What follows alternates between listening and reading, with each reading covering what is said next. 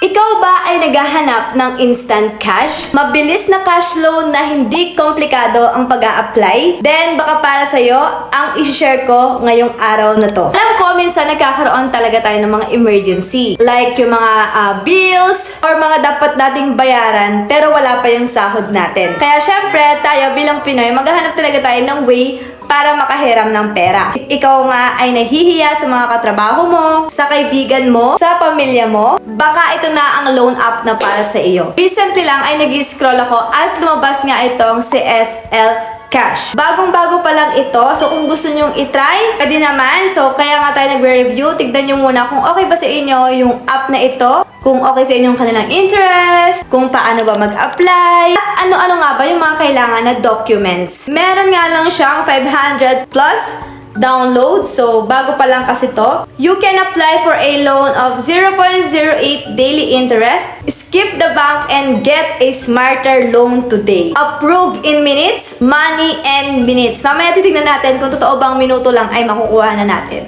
Pag na-download nyo na nga, makikita nyo dito yung privacy policy. So, kailangan basahin nyo ito kasi baka mamaya hindi pala kayo agree. Then, pindot lang kayo ng pindot ng agree and continue. Pero bago ang lahat, disclaimer, hindi po ako financial advisor. Hindi din po ako agent ng kahit anong online lending app. Nandito ako para i-share sa inyo ang review about online lending platforms. Para kayo na mismo ang makapag-decide if kukunin nyo yung loan na in-offer nila or hindi. Dito nga ay kailangan mo nang ilagay ang iyong mobile phone number. Hindi ka makaka-access sa lahat ng online lending app kapag hindi mo di-disclose yung phone number mo.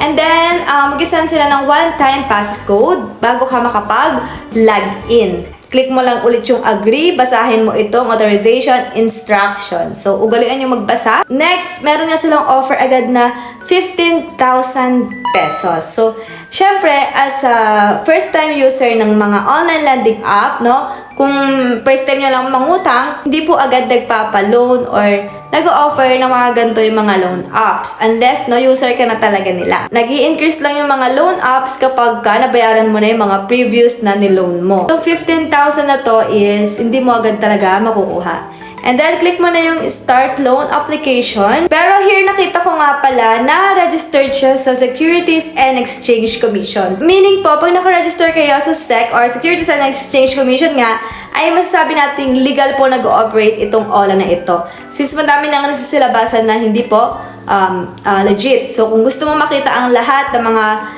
legal na online lending platforms, bubisita lang sa www.checkwithsec.sec.gov.ph at i-type lang ang loan app na gusto mong i-verify if legit ba ito or hindi. Pag na-start mo nga yung application, kailangan mo lang daw ibigay itong mga personal information mo, emergency contact, identifying information, withdrawal information, and loan information. So, click natin yung apply now. Tapos dito, makikita nyo na yung employment type. Ito ba yung regular ka ba? I mean, permanent? Contractual? So, yon. Occupation, dito na papasok yung government employee, private, freelancer, business owner. Then, payday, tuwing kailan ka sumasahod, monthly income, then education. So, automatic na to na kapag wala kang work, hindi ka talaga makakahiram kasi mandatory pong lagyan tong mga employment information. Education, so kung ano natapos mo, then date of birth, purpose for your loan like bills or general, so gender, and marital status. Next, magbibigay ka nga ng 3 contact or references na posible nilang tawagan bago ka makapag-apply ng loan or kapag na-overdue ka sa loan. So, siguraduhin lang natin kilala natin to kasi alam nyo naman, mahirap nang mapahiya kapag hindi tayo nakapagbayad sa loan. Kaya make sure na nagbabayad tayo. Picture mo lang yung iyong ID. Then, type mo lang yung pangalan, middle name, last name. And ID type, ito yung driver's license. So, pakita ko lang yung mga ID pala na pwede dito, no? National ID, SSS, passport, postal unit, voters, driver's license, GSIS tin, PRC, and PhilHealth. So, mas maganda dito para ma-approve ka, gamitin mo yung mga nire-recommend nila, yung may mga red, no? Pag na-picturean mo na yung ID mo and na-fill out mo na yung information mo like yung name, middle name, last name, ID type, and ID number, ay pupunta ka nga dito sa withdrawal account. Dito na papasok yung niloloan mo. So, meron ditong GCash, PayMaya, GrabPay, MLwillier, RD, and Bank. So, here guys, no, meron mo GCash. Siguro mahalos lahat tayo may GCash na. Meron lang siyang fee na 25 pesos. If wala ka lang mga to, pwede naman daw makuha sa RD Pawn Shop and Louvillier. The problem here is that medyo malaki, 130 pesos. So, meron pa ba mga RD Pawn Shop? Parang wala na masyado. Napupunta na kayo dito sa add account. Ito na yung kung saan mo nga i-disburse yung pera na gusto mong i-loan. Then, di ba? Makikita nyo dito na 1K lang yung kanilang offer sa akin. Okay na yung 1K, no? For me. Kung bago ka pa lang sa mga loan apps, medyo maganda na yung kanilang offer. Sa iba kasi 500 pesos, gano'n. And then, click mo lang yung I know. Nag-apply ako dito noong November 27, 2025. So, titignan natin, loan amount ko ay 1,000 pesos.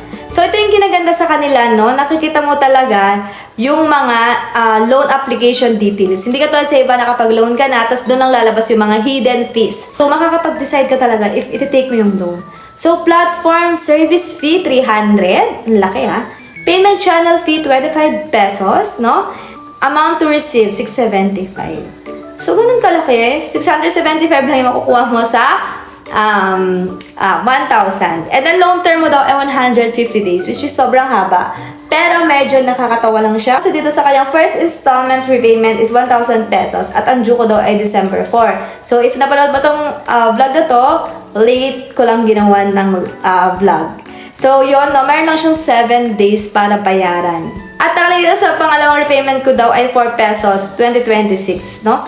April 26, 2026. So, sa 7 days, din mo na talagang bayaran yung 1,000. So, funny lang din kasi, diba, parang pinagloloko lang tayo kasi 7 days. Pero, nasa inyo pa rin yan kung kaya nyo talagang bayaran agad siya ng 1,000. Kung talagang na-short kayo, tapos darating pa sa next week yung sahod nyo, pwede nyo itry. Pero, nasasabi ko nga sa inyo pa rin naman, check natin kung maa-approve tayo. Actually, hindi porke na-offeran ka na, ay maa-approve ka na dito. Review nyo tayo after 1 to 24 hours. After ng ilang minuto lang ay ito na.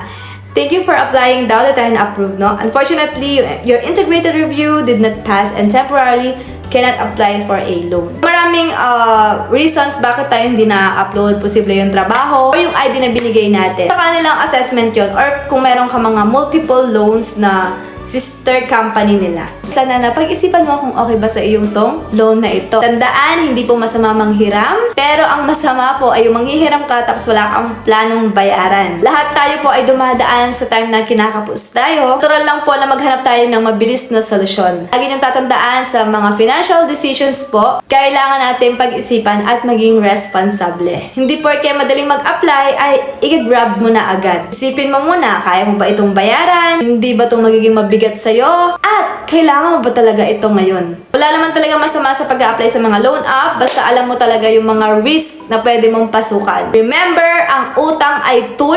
Kaya ka nitong tulungan or kaya ka nitong pahirapan. Nandun lang po yun sa dalawa. Huwag na huwag mong hayaang malubog ka sa utang. That's all, guys. Thank you for watching. Don't forget to hit like, comment, share, and subscribe. Bye, and God bless us all.